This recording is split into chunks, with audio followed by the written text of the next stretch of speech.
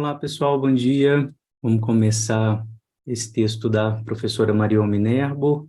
Professora que é bastante importante, né, para a gente, assim, tem lançado alguns livros, relançado também livros importantes sobre transferência, contra-transferência, neurose e não neurose, enfim, uma obra bem importante, vários artigos publicados, e esse em especial de 2020, um artigo que vale muito a pena ler, um dos artigos assim que eu acho mais didáticos, na verdade, sobre depressão, o livro da Maria Rita Kell, né? Eu acho que todo mundo lembra mais ou menos desse livro, O Tempo e o Cão. É um livro que eu acho que inaugurou, né, muito assim os estudos de depressão na psicanálise brasileira, né? Uma das teses mais bem escritas, né? Muito redondinha a tese da Kell. A tese dela é uma tese mais edípica, né?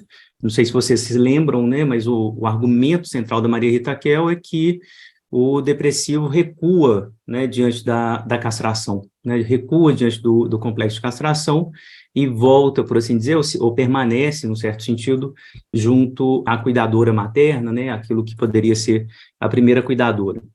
A Marion Minerbo, ela é mais pré-edípica, claramente mais pré-edípica, né? Ela vai falar da situação originária mesmo, né? Mais precoce, mas com certeza a gente pode articular as duas teses, então, assim, recomendo a leitura também do texto da professora Maria Rita Kell, uma perspectiva mais lacaniana, mas muito bem escrito, né? Ao contrário de boa parte dos textos lacanianos, né? Que geralmente são mais cifrados, né, uma linguagem mais dura. A Kell escreve muito, muito bem, de forma clara e, né, apresenta as teses dela de maneira didática, né. A introdução, só lembrando, né, assim, depressão, né, a partir do DSM, a gente pode, sem dúvida nenhuma, falar de um quadro clínico, né, o transtorno depressivo maior.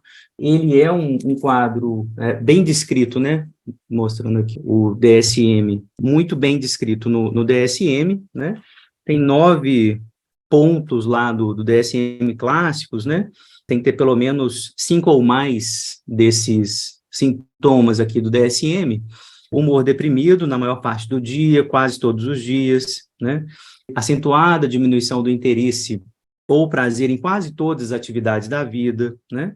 Perda ou ganho significativo de peso sem estar fazendo uma dieta, insônia ou hipersonia quase todos os dias, fadiga ou perda de energia todos os dias, sentimentos de inutilidade ou culpa excessiva, pensamentos recorrentes de morte, né? Capacidade diminuída para pensar ou se concentrar.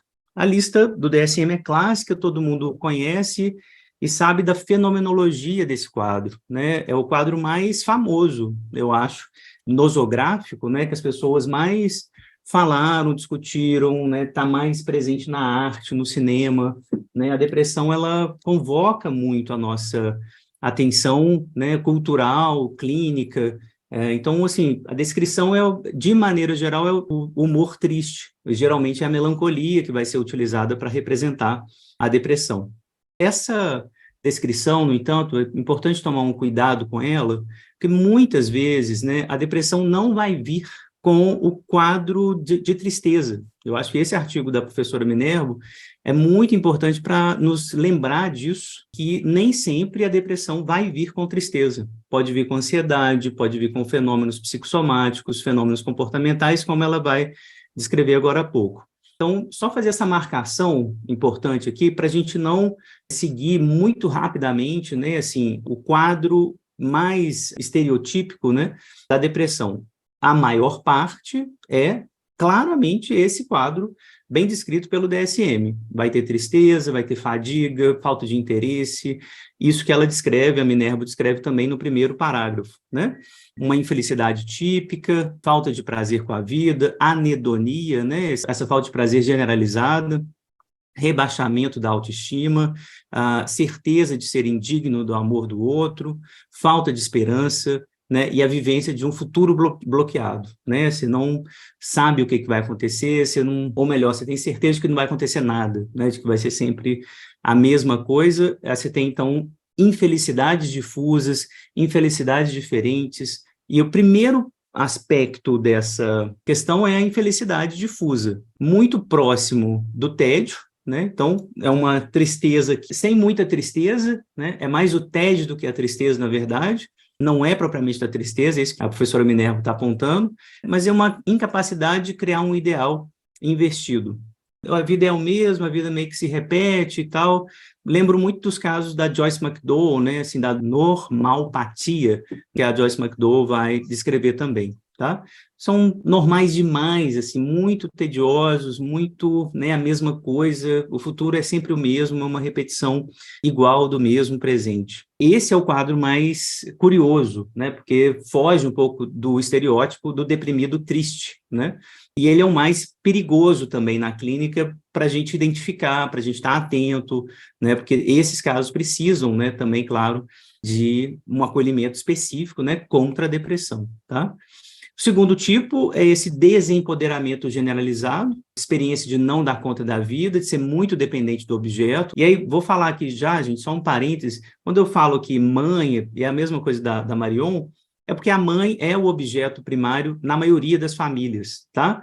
Mas pode ser um pai cuidador também, que adotou um filho sozinho, pode ser avó, enfim. Então, só para fazer essa marca, prefiro até falar em objeto, né? O objeto primário, para evitar, né, essas questões de gênero, porque geralmente, né, é um adulto cuidador, né, de maneira geral a mãe na nossa cultura, mas pode ser o pai, a avó, né, enfim, outros adultos que cuidem da criança. Então, essa criança vai ter uma relação de dependência, né, muito parecido com aquilo que o Winnicott vai chamar de dependência absoluta. Parece que ele não consegue sair muito da dependência absoluta, entrar muito na dependência relativa, né, eles não têm autonomia, não conseguem ser sujeitos da sua própria vida. Casos típicos, né, assim, de pessoas que moram com os pais, né, a vida toda.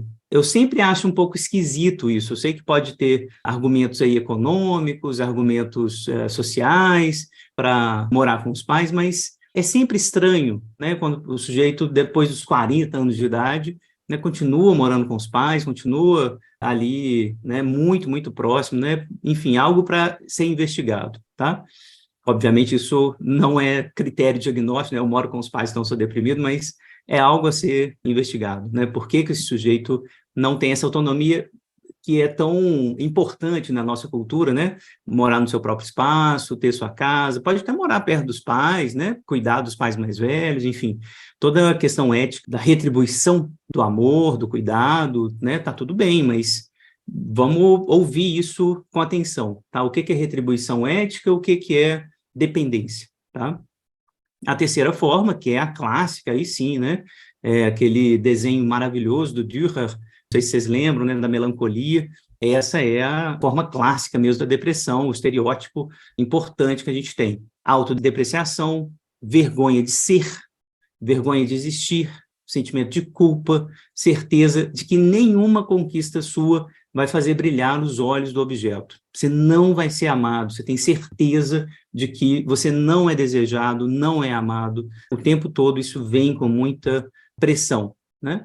Então, formas de infelicidade, né? Difusa, desempoderamento, autodepreciação. 3 formas que a professora Marion está tentando descrever aqui, separadamente, para dizer depressão sem tristeza, com tristeza, melancolia, tá? A pergunta dela, que é uma pergunta muito laplanchiana, ela vai citar várias vezes um autor que eu gosto muito, acho que eu não sei se a gente já leu algum texto dele aqui no seminário, mas vou pensar nisso, se não, para colocar uns textos dele também, para a gente ler junto. O René Roussillon, o Roussillon está lendo Winnicott de maneira muito interessante nos livros dele, e eu acho, na minha opinião, muito próximo do Laplanche também, né, de pensar a presença do objeto primário, como que a presença desse objeto primário organiza os núcleos inconscientes, como que a presença da mãe, real, concreta, não do grande outro, né, um outro etéreo, como que essa presença dos outros, portanto, fazem com que o sujeito se constitua. Como que o outro estava lá? O que que ele falou? Como que ele cuidava do bebê? Que tipo de mensagem ele endereçava, né? Essa pergunta é fundamental, porque é isso que vai levar a gente a pensar a transferência. É isso que vai fazer a gente pensar em como a gente deve agir. Então, ela entende por modo de presença do objeto as respostas que esse objeto, pôde dar aos movimentos pulsionais do bebê. Né? Gosto de grifar aqui esse termo resposta, inclusive pensando no artigo do Laplanche que eu adoro, chamado responsabilidade de resposta. Tem uma resposta do adulto frente àquilo que o bebê faz. Como que ele respondeu? Ele acolheu? Ele reconheceu? Ele projetou demais? Ele negligenciou demais? Tudo isso vai entrar depois na constituição subjetiva da criança. E, insisto, isso vai voltar na transferência, necessariamente, tá?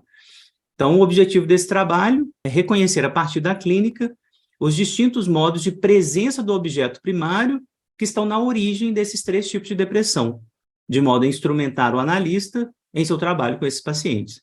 Isso é um trabalho de clínica perfeito. Todo o trabalho de clínica que a gente vai fazer, a gente sempre vai pensar nisso. O que é a nosografia, como que ela se apresenta, pensando na situação originária, né? Como que o outro esteve lá no início e como que isso me instrumentaliza, o analista, para agir na contra-transferência e na transferência, tá? Esse aqui é um modelo metodológico de como escrever um caso clínico, de como fazer a teoria da clínica, tá bom? Então, assim, esse artigo, insisto nisso, é um exemplo paradigmático, né, de como escrever a clínica, tá?